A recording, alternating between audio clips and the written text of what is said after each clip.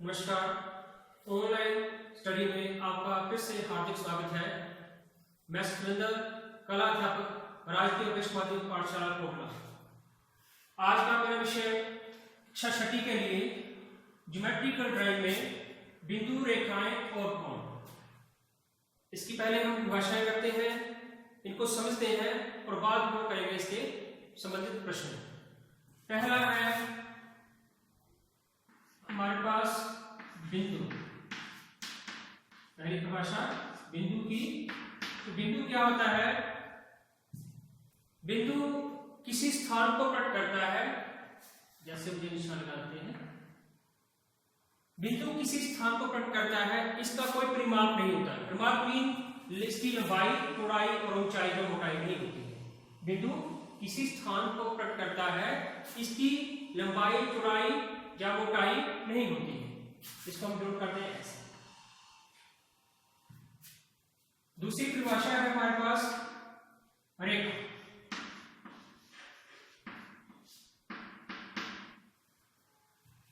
रेखा क्या होती है? दो बिंदुओं के बीच की दूरी। दो बिंदुओं के बीच की दूरी। ये दूरी ऐसे भी हो सकती है, ऐसे भी हो सकती है, सीधी भी हो सकती है। तो दो बिंदुओं के बीच की दूरी को रेखा कहते हैं। और इसी से बनता है आगे सरल रेखा। सरल रेखा क्या होती है? दो बिंदुओं के बीच कम से कम दूरी। ये दो बिंदु है, इनके बीच कम से कम दूरी क्या होगी? सीधी रेखा होगी। इसी को बोलते हैं सरल रेखा। दो बिंदुओं के बीच कम से कम दूरी को सरल रेखा कहते हैं। आगे है वो रेखाएं तीन प्रकार की, जिनका प्रयोग हम ज्योमेट्रिकल ड्राइंग में करते हैं। तो वह होती है, पहले तो होती है दी हुई रेखा।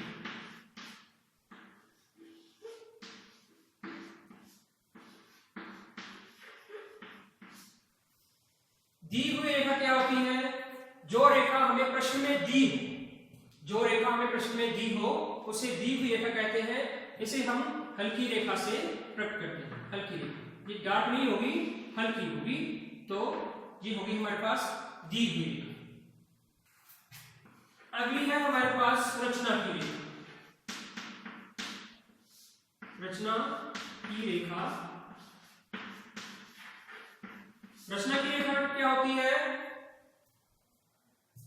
जिस रेखा का प्रयोग हम क्रिया करने के लिए, जब हम कोण बनाते हैं तो वो कार्य करने के लिए, जब क्रिया करने के लिए प्रयोग करते हैं, उस रेखा को रचना की रेखा कहते हैं।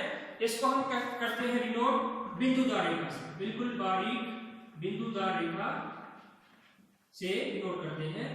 वह रेखा जिसका प्रयोग हम रचना क्रिया के लिए करते हैं, उसे हम रचना की रेखा कहते हैं।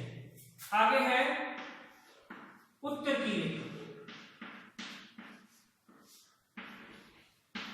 उत्तर की रेखा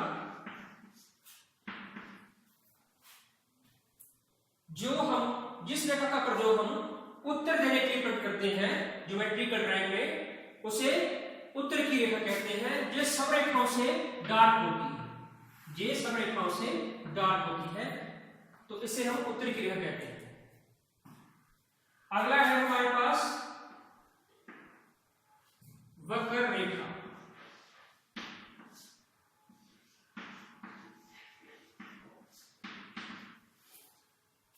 जो रेखा कहीं भी सीधी नहीं होती, कहीं भी सीधी नहीं होती, उसे हम वक्र रेखा कहते हैं, या टेढ़ी मेढ़ी रेखा भी कहते हैं इसको। तो अगली परिभाषा है हमारे पास जंजीरदार रेखा।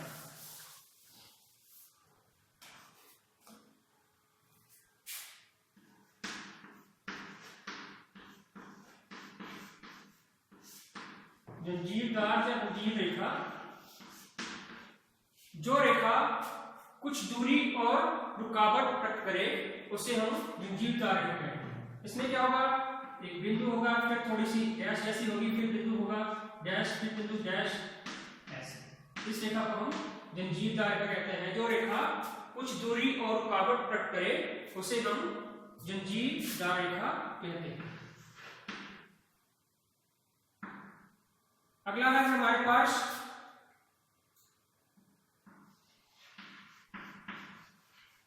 आधार रेखा।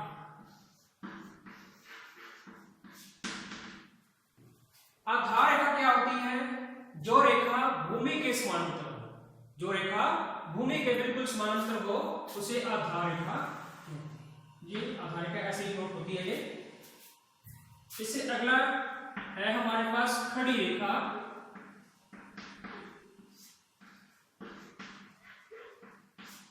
खड़ी रेखा क्या होती है? जो रेखा आधार पर सीधी खड़ी है, अर्थात समकोण बनाए, लंबी हो सकती है, लेकिन इसकी हम परिभाषा कैसे बोलेंगे कि जो रेखा आधार पर, जी आधार पर सीधी खड़ी हो उसे कहेंगे हम खड़ी रेखा।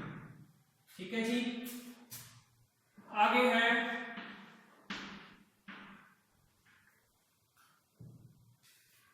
तिरछी रेखाएं।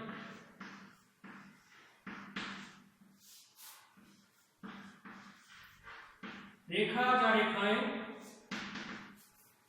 वह रेखा या रेखाएं जो ना तो बिल्कुल सीधी खड़ी हो और ना ही आधार की तरह बिल्कुल पड़ी हो, अर्थात जो रेखा आधार पर ना सीधी खड़ी हो और ना पड़ी हो उसे हम तिरछी रेखाएं कहते हैं। ये इस तरह से इनको डिनोट करते हैं। अगला है हमारे पास समानांतर।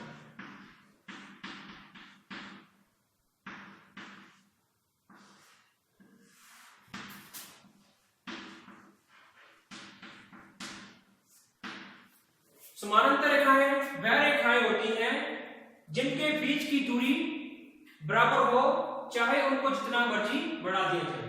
समानांतर रेखाएं वह रेखाएं होती हैं जिनके बीच की दूरी समान रहे, चाहे उनको दोनों तरफ जितना मर्जी बढ़ा दिया जाए, या ऐसी रेखाएं जिनकी बीच की दूरी हमेशा समान रहे तो उसे कहते हैं हम समानांतर रेखाएं।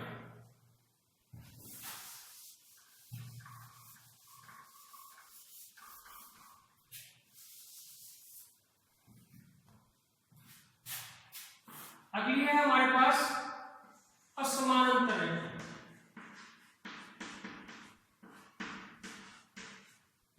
असमानांतर रेखा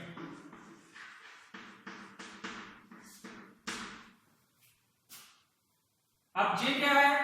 ऐसी रेखाएं जिनके बीच की दूरी एक तरफ तो कम हो और दूसरी तरफ उनकी दूरी बढ़ाने पर बढ़ती जाए। ऐसी रेखाएं जिनके बीच की दूरी यदि उनको बढ़ाया जाए तो एक तरफ कम होती जाएगी और ऐसी जगह आ जाएगी कि दोनों मिल जाएंगे, और दूसरी तरफ जो है उनके बीच की दूरी बढ़ती जाएगी जितना उनको बढ़ाया जाए। तो इसी रेखाओं को बोलते हैं असमानांतर रेखा। अगला है हमारे पास कोण। कोण क्या आता है कि जब दो रेखाओं को एक बिंदु पर मिलाया जाए तो कोण बनता है। ये दो रेखाएं इनको एक बिंदु पर मिला दें तो क्या बन गया जी? कोण। या दो रेखाओं को एक बिंदु पर मिलाने से कोण बनता है। ठीक है जी, जी हो गया हमारे पास कोण। अगला है हमारे पास समकोण।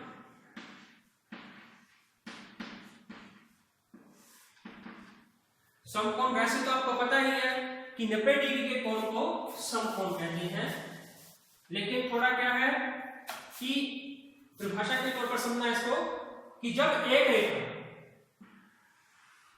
दूसरी रेखा पर इस प्रकार से खड़ी हो, एक रेखा दूसरी रेखा पर इस प्रकार से खड़ी हो कि वो समकोण बनाए,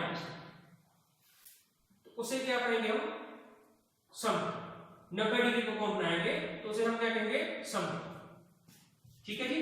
जब एक रेखा दूसरी रेखा पर इस प्रकार से खड़ी हो कि वो आपस में क्या है 90 डिग्री का कोण बनाए तो क्या बोलेंगे हम उसको? समकोण बोलेंगे। अगला है हमारे पास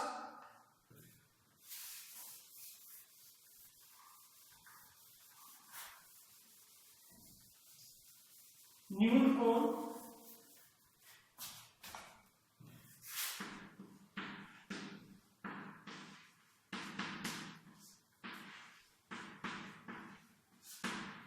न्यून कोण होता है कि जो कोण 90 डिग्री से कम, मीन 0 से 90 के बीच में, तो वो हो गया हमारे पास न्यून कोण। समकोण नहीं हो, समकोण से पहले तक 89 डिग्री तक, तो वो होगा न्यून कोण।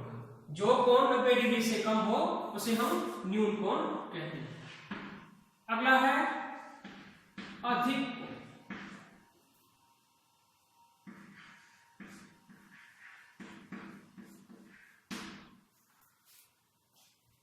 अधिक कोण क्या होता है? अधिक कोण वह कोण होता है जो 90 डिग्री से ज्यादा हो और 180 डिग्री से कम हो। ऐसा कोण जो 90 डिग्री से ज्यादा हो और 180 डिग्री से कम हो उसे हम न्यून कोण कहते हैं। अगला है ऋजु कोण।